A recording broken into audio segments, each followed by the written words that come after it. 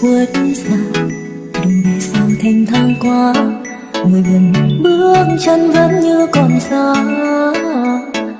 Dù lòng nhớ thương người luôn vẫn âm thầm mà nói không nên lời. Ngày tháng qua tình trong em chuyên dấu, người biết rằng trái tim này khổ đau. Lòng hỏi ngóng trông được nghe bước chân